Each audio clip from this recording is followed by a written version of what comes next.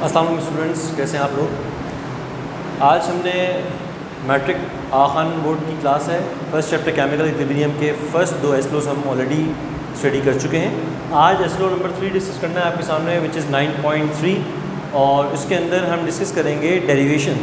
ठीक है, आज हम कंप्लीट डेरिवेशन करेंगे केमिकल इक्विलिब्रियम कांस्टेंट की, यानी केसी की कंप्लीट डेरिवेशन करवाने जा रहा हूँ मैं आपको। ठीक है, तो हेडिंग डालेंगे आप लोग। इस एसएलओ में हमारा एक एसएलओ है कि we have to do the derivation of expression for equilibrium constant for general reaction. ठीक है, तो मैं हेडिंग डाल रहा हूँ, आप लोग मेरे साथ डालिए। Derivation of the expression,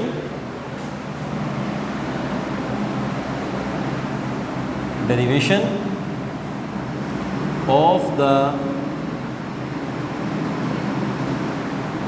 expression of equilibrium, chemical equilibrium constant भी कर सकते हो आप लोग, और equilibrium constant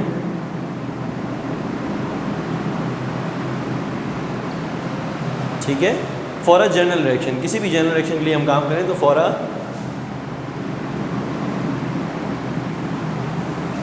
general reaction. General mean एक हाइपोथेटिकल रिएक्शन अज्यूम करना है हमने। ठीक है, और हाइपोथेटिकल रिएक्शन अज्यूम करते हुए हमने कंप्लीट डेरिवेशन करनी है किसकी, केमिकल इक्विलिब्रियम कांस्टेंट की। ठीक है, तो बच्चों आगे स्टार्ट करते हैं। Let us consider N hypothetical reaction which is, देखिए जिस रिएक्शन में मैं लिख रहा हूँ कि आपने जब डेरिवेशन आप करेंगे तो आपने कंसिडरेशन और जितनी भी वर्डिंग डेरिवेशन लिखनी होती है वो आप काइंडली अपने बुक से, या जो भी आप बुक रेफरेंस बुक फॉलो कर रहे हैं, नोट्स फॉलो कर रहे हैं, वहाँ से देखें। मैं आपको पूरी डेरिवेशन सिखा रहा हूँ कि डेरिवेशन को कैसे आपने अटेम्प्ट करना होगा। ठीक है, सबसे पहले मैं कह रहा हूँ कि मेरे पास 2 रिएक्टेंट हैं A प्लस B। ठीक है, जब वो रिएक्ट करते हैं तो जाहिर सी बात है केमिकल इक्विलिब्रियम तभी फॉलो होगा जब हम रिवर्सिबल रिएक्शन की बात कर रहे होंगे। ये बात हम ऑलरेडी पिछले लेक्चर्स में डिस्कस कर चुके हैं। ठीक है, रिजल्ट में बना है मेरे पास C प्लस D। ठीक है बेटा, ये एक हाइपोथेटिकल कंडीशन है, यानी मैंने एक इमेजिनरी रिएक्शन आपके सामने लिखा है जिसको हम जनरल रिएक्शन भी कह सकते हैं।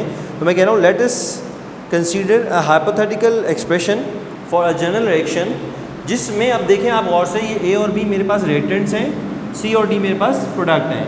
ठीक है बच्चों, रिएक्टेंट के अंदर हर रिएक्टेंट के कुछ नंबर ऑफ मोल्स होंगे, क्योंकि जाहिर सी बात है जब हम बैलेंस केमिकल इक्वेशन लिखते हैं तो हर बैलेंस केमिकल इक्वेशन में रिएक्टेंट और प्रोडक्ट के कुछ ना कुछ मोल्स होते हैं। फॉर एग्जांपल यहाँ पर अगर मैं कह रहा हूँ कि 1 लिखा हुआ है तो इसके 1 मोल हैं, यहाँ पर 2 लिखा हुआ है तो 2 मोल्स होंगे, यहाँ पे 3 लिखा हुआ है, which are the coefficients, basically coefficient of the reactant and products are representing the number of moles. यहाँ पे मैं कह रहा हूँ कि A का कोफिशिएंट है स्मॉल a, ठीक है कोफिशिएंट, B का कोफिशिएंट है स्मॉल b, C का कोफिशिएंट है स्मॉल c एंड D का कोफिशिएंट है स्मॉल d। ठीक है, आपने घबराना नहीं है इस बात से। A, B are the reactant and small a and small b are the coefficient of the reactant which are representing the number of moles. ठीक है, and C and D, capital C and D are the product. ठीक है, small c and small d are the coefficient of C and D।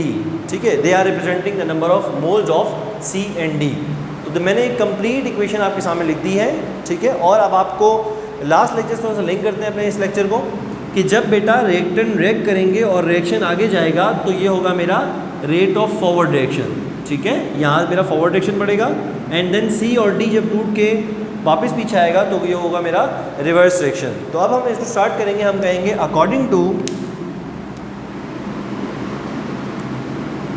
According to law of mass action, according to law of mass action. क्या कहा था mass action ने? Mass action ने ये कहा था, लॉ ऑफ मास एक्शन ने, कि sir rate of reaction is, ये समझाने के लिए लिखा हूँ आपको, डेरिवेशन का पार्ट अभी बताऊँगा क्या करना है हमने। According to law of mass action, rate of reaction is directly proportion to the active masses और molar concentration of reactants. Reactant कौन है मेरे पास? A and B। तो मैं कहूँगा product of active masses of reactant. ठीक है, यहाँ तक बात हमने आपको लास्ट लेक्चर में समझाई थी कि जब भी आप किसी रिएक्शन का जिक्र करेंगे और आप बताएंगे कि ये रिएक्शन रिवर्सिबल रिएक्शन है, यानी ये फॉरवर्ड भी जा रहा है और ये बैकवर्ड भी आ रहा है, तो बेसिकली इस रिएक्शन के अंदर हमारे पास रेट ऑफ फॉरवर्ड रिएक्शन भी होगा और रेट ऑफ बैकवर्ड रिएक्शन भी होगा। पहले मैं बात कर रहा हूँ आपसे जर्नल रिएक्शन की, ठीक है। जर्नल रेट ऑफ रिएक्शन ने हमें क्या बताया था, यानी लॉ ऑफ मास एक्शन ने हमें ये बताया था कि rate of reaction, just rate of reaction, अभी मैं बैकवर्ड और फॉरवर्ड पे आऊँगा, पहले मैं बता रहा हूँ आपको रेट ऑफ रिएक्शन, उसने हमें ये बताया था कि डायरेक्टली प्रोपोर्शन होता है to the product of, product means multiply, to the product of active masses और molar concentration of reacting substance. मेरी लास्ट क्लास में आपसे बात हुई थी कि वो ये कहता है रेट ऑफ रिएक्शन जो होता है वो डायरेक्टली प्रोपोर्शन होता है molar concentration of reacting substance, जो भी सब्सटेंस रिएक्ट कर रहे होते हैं। तो अभी अगर मैं बात करूं ए और बी रिएक्ट कर रहे हैं तो वो क्या बनाएंगे, सी और डी बनाएंगे। रिएक्ट कौन कर रहा है, ए और बी, तो रिएक्टिंग स्पीशीज़ की जो मोलर कंसंट्रेशन है उसके डायरेक्टली प्रोपोर्शन होगा रेट, ठीक है। अब चूंकि हम एक रिवर्सिबल रिएक्शन डिस्कस कर रहे हैं तो हमारे पास रेट फॉरवर्ड भी होगा और रेट बैकवर्ड भी होगा। जब हम फॉरवर्ड रेट की बात कर रहे होंगे बच्चों, तो जो रिएक्टिंग स्पीशीज़ होगी हमारे पास वो ए और बी होगी। चूँकि ए और बी रिएक्ट करेंगे तो फॉरवर्ड रिएक्शन बढ़ेगा, जबकि जब हम रेट ऑफ बैकवर्ड रिएक्शन की बात करेंगे तो रेट ऑफ बैकवर्ड रिएक्शन में हमारे पास सी और डी रिएक्ट करेंगे तो ये बैकवर्ड रिएक्शन प्रोसीड होगा। इसका मतलब है जब मैं रेट ऑफ बैकवर्ड रिएक्शन की बात करूँगा अभी बोर्ड पर यहाँ पर ड्यूरिंग द डेरिवेशन, तो जब बैकवर्ड रिएक्शन की बात करेंगे तो जो रिएक्टिंग स्पीशीज़ होंगे मेरे पास, यानी रिएक्टिंग सब्सटेंस होंगे, वो सी और डी होंगे। लिहाजा जब रेट ऑफ बैकवर्ड रिएक्शन लिखेंगे तो यहाँ पर सी और डी आ जाएगा। अभी मैं आपको डिटेल में करके दिखाऊंगा, आपको समझ में आएगी बात। तो सबसे पहले हमने कहा कि according to law of mass action हमें पता है कि rate of a chemical reaction is directly proportion to the product of molar concentration of its reactant. सही है। अच्छा, अब इसमें एक और चीज़ आपको बतानी है कि हमेशा हम जो कोफिशिएंट्स होते हैं, रिएक्टेंट के जो कोफिशिएंट्स हैं, हम उसे पावर्स बना देते हैं, ठीक है। मैं अभी चूँकि जनरल काम कर रहा हूँ तो मैं आपसे क्या करूँगा, एक और अच्छा काम करते हैं ताकि आपको चीज़ें समझ में आए। वो ये करते हैं कि हम इसको जनरल वे में करते हैं और मैं ये कहता हूँ आपको कि बेटा रेट ऑफ मास एक्शन ने हमें ये बताया था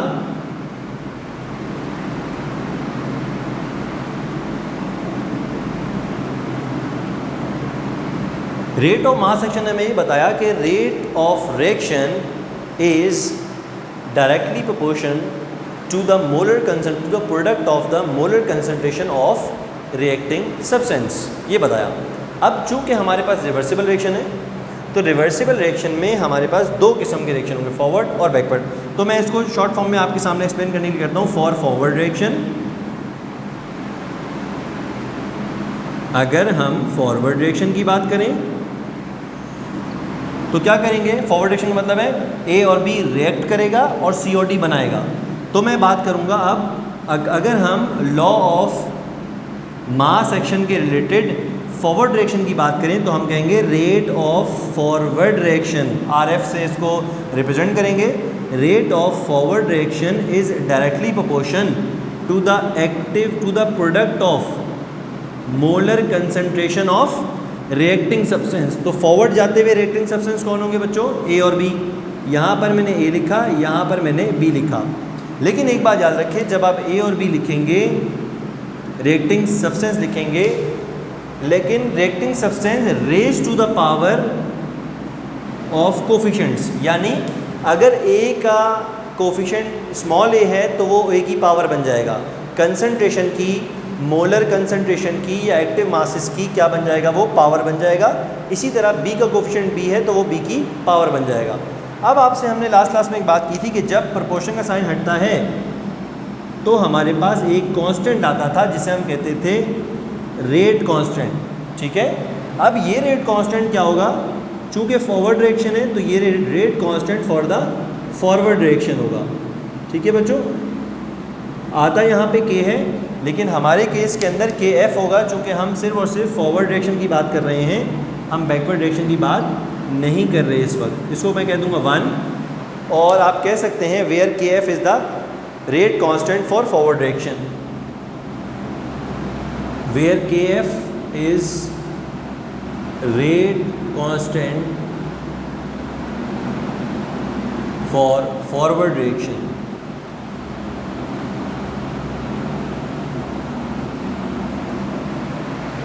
ठीक है बच्चों, ये मैंने पूरा काम किया है फॉरवर्ड रिएक्शन के लिए। अब आइए फर्दर आगे चलते हैं हम फॉर रिवर्स रिएक्शन या फॉर बैकवर्ड रिएक्शन।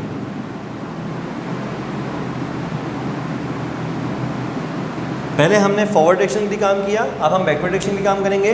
अब आप देखें, मैं थोड़ी देर पहले आपको ये समझा रहा था कि जब रिवर्स रिएक्शन होगा तो मेरे रिएक्टिंग सब्सटेंस कौन से होंगे, सी और डी। यानी अब सी और डी की कंसंट्रेशन डायरेक्टली प्रोपोर्शनल होगी रेट ऑफ बैकवर्ड रिएक्शन की। तो यहाँ पर भी लॉ ऑफ मास एक्शन यही कहता है कि rate of backward reaction represented by R B is directly proportion to the active concentration या एक्टिव मासेज और molar masses of reacting substance. इसलिए मैंने शुरू में लिखा था कि आप समझ जाएं, लॉ ऑफ मास एक्शन सिर्फ रिएक्टिंग सब्सटेंस को जानता है, वो ये नहीं जानता कि फॉरवर्ड हो रहा है या रिवर्स हो रहा है या जो है रिएक्टेंट की कंसंट्रेशन आएगी या प्रोडक्ट की आएगी। वो सिर्फ ये कह रहा है कि जब भी कोई रिएक्शन प्रोसीड होगा तो प्रोसीड होने वाले रिएक्शन के अंदर रेट जो भी होगा वो डायरेक्टली प्रोपोर्शनल होगा रिएक्टिंग स्पीशीज़ के या रिएक्टिंग सब्सटेंस के। तो मेरे पास जब मैं फॉरवर्ड रिएक्शन की रिवर्स रिएक्शन की बात कर रहा हूँ, रिवर्स रिएक्शन में रिएक्शन प्रोसीड कहाँ से होगा, प्रोडक्ट टुवर्ड्स रिएक्टेंट, यहाँ से यहाँ शिफ्ट होगा। तो रिएक्ट कौन दो करेंगे, सी और डी रिएक्ट करेंगे, लिहाजा यहाँ पे मैं लिख दूंगा सी एंड डी। और उसी तरह जिस तरह ए एंड बी कोफिशिएंट आए थे, इस तरह यहाँ पर अगर आप ऊपर देखें तो सी का कोफिशिएंट स्मॉल सी हो जाएगा और डी का कोफिशिएंट स्मॉल डी हो जाएगा। ठीक है बच्चों, और यहाँ पर भी जब हमारे पास प्रोपोर्शन का साइन हटेगा तो इज इक्वल टू के बाद के बी आएगा, चूँकि it is a rate constant for backward direction. ठीक है बच्चों, समझना है। और इस पूरी इक्वेशन को मैंने नाम दे दिया 2 का। लिख दें where K B is rate constant for reverse reaction. ठीक है बच्चों, यहाँ तक बात करने के बाद हम ये कहेंगे कि अगर ये जो रिएक्शन चल रहा है वो इक्विलिब्रियम पे चल रहा है, यानी जो रिएक्शन चल रहा है ये वाला ऊपर, अगर ये रिएक्शन केमिकल इक्विलिब्रियम पे प्रोसीड हो रहा है, लिहाजा केमिकल इक्विलिब्रियम की कंडीशन क्या थी कि केमिकल इक्विलिब्रियम पे हमारे दोनों रेट बराबर हो जाते हैं। ठीक है, यही पढ़ा था हमने केमिकल इक्विलिब्रियम में। So we know that at equilibrium state the rate of both the reactions are equal। ठीक है, तो उसको इक्वल कर देंगे हम, यानी कह रहा है according to chemical equilibrium state या एट केमिकल इक्विलिब्रियम भी कर सकते हैं आप लोग। According to chemical equilibrium state rate of forward reaction become equal to rate of backward. ये वो कंडीशन थी बच्चों जो मैंने आपको फर्स्ट लेक्चर में समझाई थी कि जब भी हमारा rate of forward reaction rate of backward reaction के बराबर हो जाए तो हमारे पास केमिकल इक्विलिब्रियम की स्टेट आ जाती है। ठीक है बच्चों, अब आप देखें R F rate of forward reaction किसके बराबर है, फर्स्ट स्टेटमेंट के बराबर है, और रेट ऑफ बैकवर्ड रिएक्शन हमारे बराबर है सेकेंड स्टेटमेंट के। दोनों स्टेटमेंट को पुट कर देंगे इसके अंदर, तो आर एफ की जगह बच्चों क्या पुट होगा, आर एफ की जगह आएगा K F A raise to the power small a B raise to the power small b, फिर आएगा is equal to K B molar concentration of C raise to the power small c and molar concentration of D raise to the power small d. ठीक है बच्चों, यहाँ तक करने के बाद अब आप ये देखेंगे ए और बी की कंसंट्रेशन यहाँ पर मल्टीप्लाई हो रही है, ये वहाँ जाकर डिवाइड हो जाएगी, और के बी यहाँ पर मल्टीप्लाई हो रहा है, यानी rate constant for backward reaction यहाँ पे मल्टीप्लाई हो रहा है, ये यहाँ पे आकर डिवाइड हो जाएगा। तो आपने इसको यहाँ नीचे लेके चले जाना है और इसको यहाँ नीचे लेके चले जाना है। तो आपका स्टेप क्या बन जाएगा, आपका स्टेप बन जाएगा K F upon K B divided by, और से देखिएगा इंपॉर्टेंट स्टेप है, divided by C raise to the power small c D raise to the power small d divided by a raised to the power small a and b raised to the power small b। आपके सामने ये equation बनेगी, ठीक है। और अब हम अपने डेरिवेशन के आखिरी मरहल पर हैं और आपको ये बात अब समझ में आ चुकी है कि kf अपॉन kb, देखें ये भी कांस्टेंट था। कौन सा कांस्टेंट था? kf is the rate constant for forward direction. kb भी एक कांस्टेंट था। kb is the rate constant for the reverse direction. जब दो कांस्टेंट आपस में डिवाइड होंगे तो एक नया कांस्टेंट जनरेट होगा and that constant is known as equilibrium constant and equilibrium constant is always kc। ठीक है बच्चों, kf अपॉन kb हमारे पास डिवाइड होकर क्या वैल्यू देगा? kc की वैल्यू देगा। और अब kc का फाइनल फार्मूला आपके सामने लिखा हुआ है। kc का फाइनल फार्मूला कहता है, न्यूमरेटर में है आपके पास प्रोडक्ट, देखिए उनके ऊपर रेज टू दी पावर किया हुआ है, और डिनोमिनेटर में है आपके पास रिएक्टेंट्स। ठीक है, ये है complete formula for Kc and Kc is defined as chemical equilibrium constant where Kc is called chemical equilibrium constant। ठीक है, जो केमिकल इक्विलिब्रियम कांस्टेंट Kc होता है वो सिर्फ और सिर्फ आपके पास टेम्परेचर पे डिपेंड कर रहा है, वो किसी की भी इनिशियल और फाइनल कंसंट्रेशन पे डिपेंड नहीं करता। तो मैं 2 पॉइंट लिख दूँ यहाँ पर, Kc does not depend on initial concentration of reactant और प्रोडक्ट, चाहे रिएक्टेंट हो चाहे प्रोडक्ट हो, किसी की भी इनिशियल और फाइनल कंसंट्रेशन पे डिपेंड नहीं करता, क्योंकि वो एक कांस्टेंट है। ठीक है, कांस्टेंट चीज़ जो है वो इनिशियल कंसंट्रेशन आप जितनी भी ले आएँ, ठीक है, आप जो है वो 100 मोल ले आएँ, 1000 मोल्स पर dm³ ले आएँ रिएक्टेंट स्पीशीज़ के A और B के, लेकिन जो केमिकल इक्विलिब्रियम कांस्टेंट है वो अपनी फिक्स वैल्यू पे आके ही इस्टेब्लिश होगा और Kc की वैल्यू चेंज नहीं होगी अगर मैं इनिशियल कंसंट्रेशन चाहे रिएक्टेंट की चेंज करूँ चाहे प्रोडक्ट की चेंज करूँ। ठीक है बच्चों, लेकिन Kc में वेरी विद टेम्परेचर। ठीक है, टेम्परेचर के हिसाब से ये वेरी करेगा। ठीक है, ये जितने भी पॉइंट हैं आपकी बुक में, आपको page number I think Punjab text book board की अगर आप बुक फॉलो कर रहे हैं तो उसमें आपको पेज नंबर 8 पर ये बातें लिखी हुई नज़र आ जाएंगी। ठीक है, बल्कि पेज नंबर 10 पे आपको नज़र आ जाएगा, the value of K depends only on temperature Kc, it does not depends on the initial concentration of reactant and the product. ठीक है, ये बातें मैंने आपको इसलिए लिखवा दी कि इंपॉर्टेंट है, बुक में भी आपको मिल जाएंगी पेज नंबर 10 पर, तो आप वहाँ से देख सकते हैं। ठीक है, और यहाँ हमारी Kc की जो डेरिवेशंस थी वो तमाम हो गई है। ठीक है, आप इसको कॉपी कर लें अपने पास, चाहे तो स्क्रीनशॉट लें इसका, अपना कॉपी कर लें। ये जो फॉर्मूला मैंने आपके सामने लिखा है, इस फॉर्मूले को आप ऐसे भी डिफाइन कर सकते हैं, अपनी बुक में भी देखें तो डिफाइन किया गया जाएगा। Kc इज़ डिफाइंड एज, यानी chemical equilibrium constant is defined as the ratio. Ratio मतलब डिवाइड, आपको पता है। रेशो किसका ratio? Ratio of the product, किसका product? Product of the molar concentration of products, ये वाले प्रोडक्ट्स होते हैं। ठीक है, C और D भी प्रोडक्ट कहलाता है।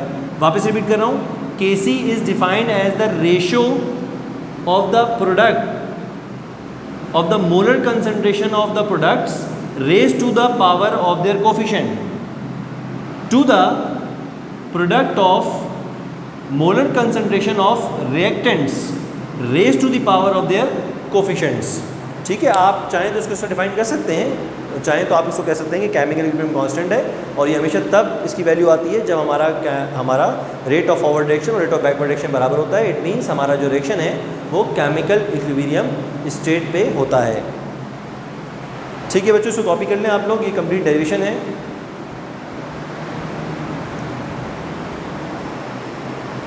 और अब हम आगे की तरफ जाएंगे, यानी अब हम निकालेंगे Kc के यूनिट्स। यूनिट्स पे काम करेंगे, केसी का यूनिट क्या होता है, और उसके हवाले से एक दो न्यूमेरिकल भी सॉल्व करेंगे, एंड देन हम केसी की एप्लीकेशंस पे जाएंगे।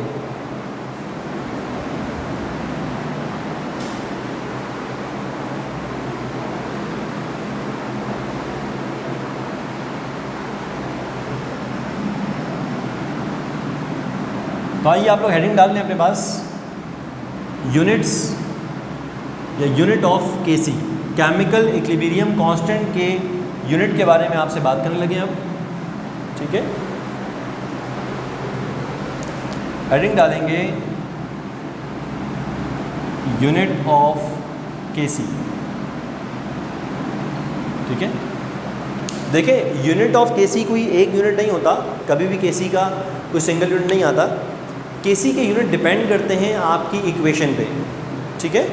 अगर आपकी जो बैलेंस इक्वेशन है उसके बोथ साइड पे जो नंबर ऑफ मोल्स हैं रिएक्टेंट और प्रोडक्ट के, अगर वो बराबर हो जाएंगे तो हमारे पास केसी का कोई यूनिट नहीं होगा, ठीक है बच्चों।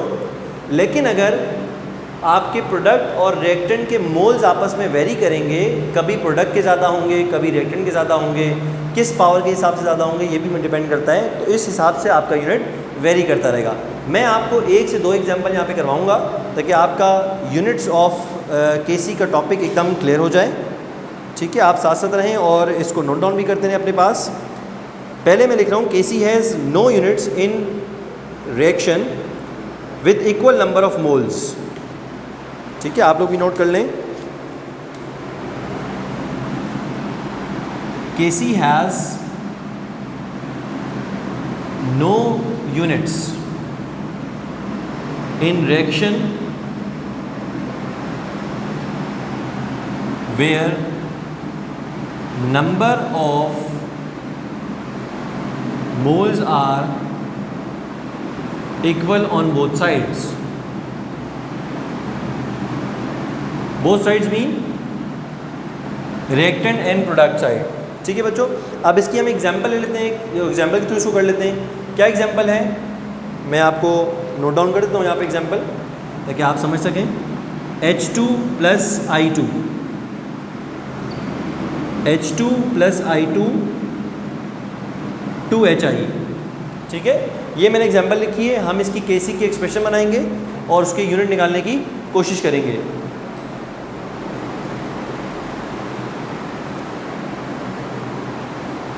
ठीक है, आइए निकालते हैं, इसको स्टार्ट करते हैं।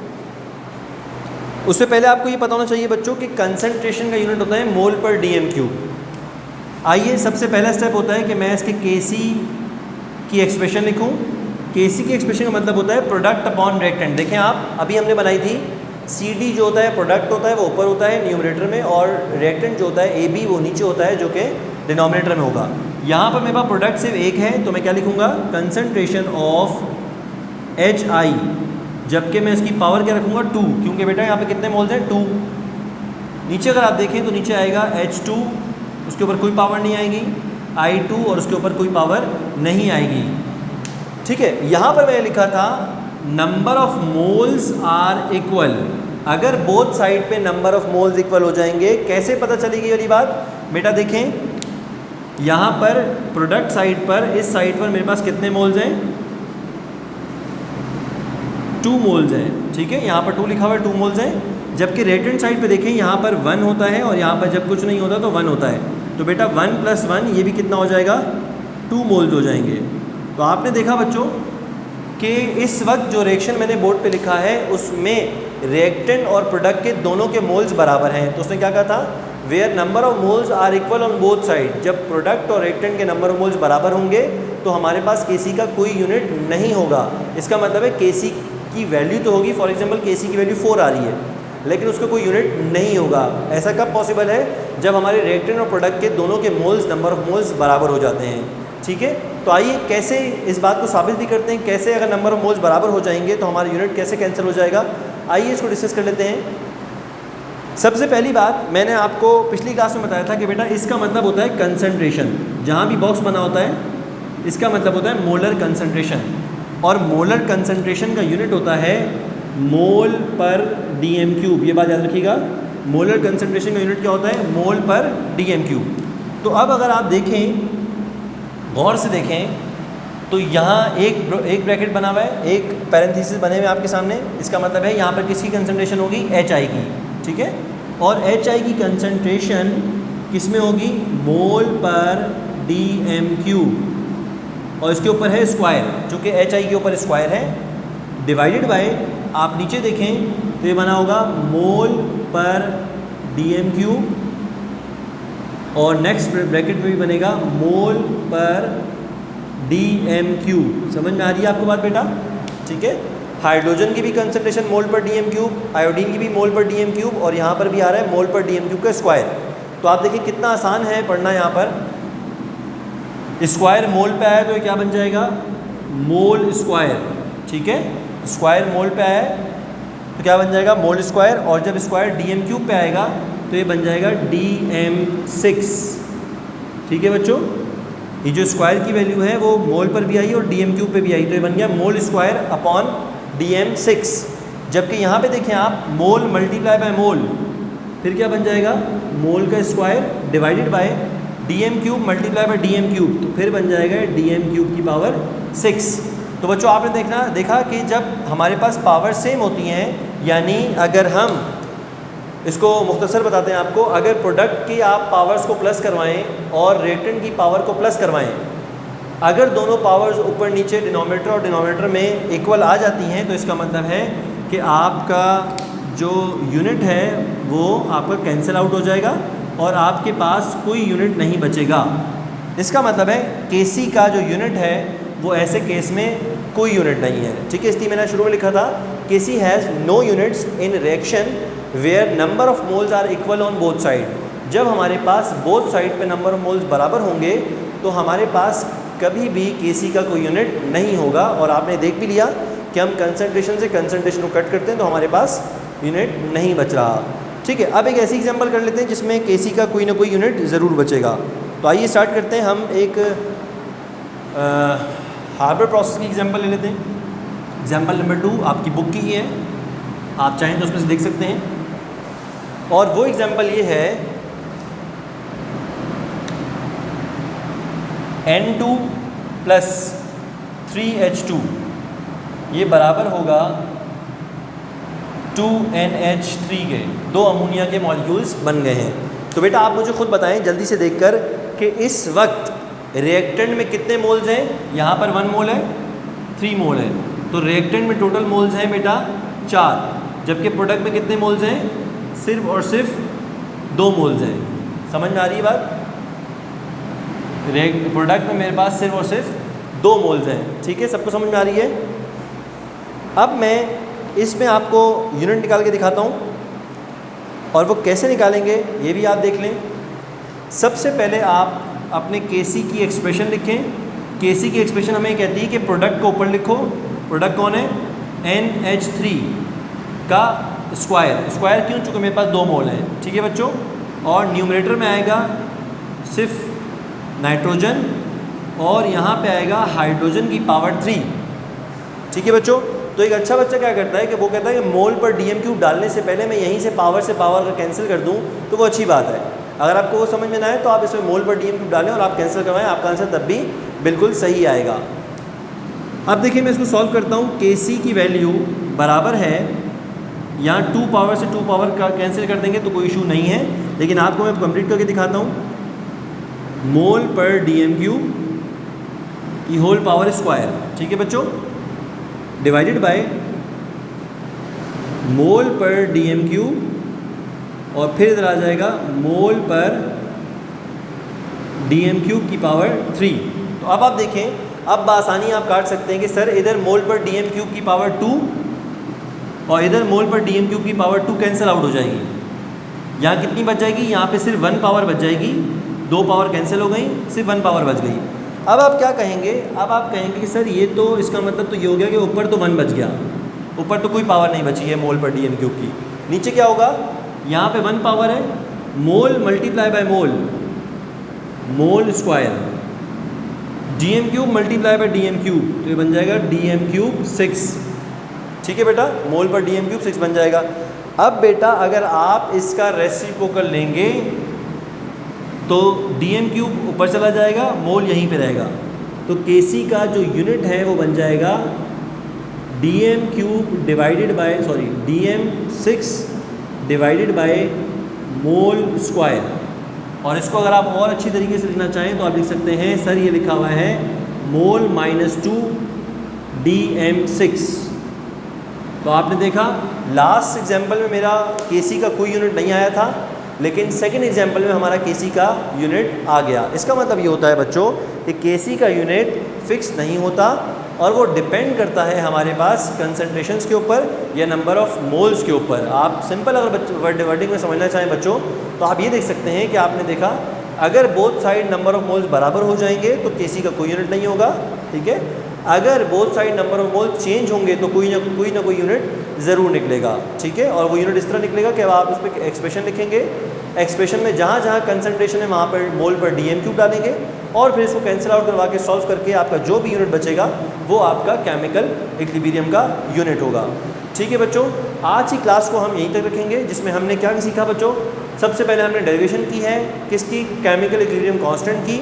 उसके बाद हमने ये देखा है कि केमिकल इक्विलिब्रियम कांस्टेंट किस पे डिपेंड करता है, एंड देन हमने यूनिट्स निकालने सीखे हैं कि Kc के यूनिट्स कैसे निकाले जाएंगे, ठीक है। आप इसको अच्छे से समझ लें और कोई सवाल हो तो काइंडली आप हमें इनबॉक्स करें और बताइए कि आपका ये टॉपिक रहता है और आपने इस टॉपिक को दोबारा से रिवीजन चाहिए तो हम फिर एक दफ़ा अपने साथ हाजिर हो जाएंगे आपके लिए। तब तक के लिए अपना ख्याल रखें। खुदा हाफिज़।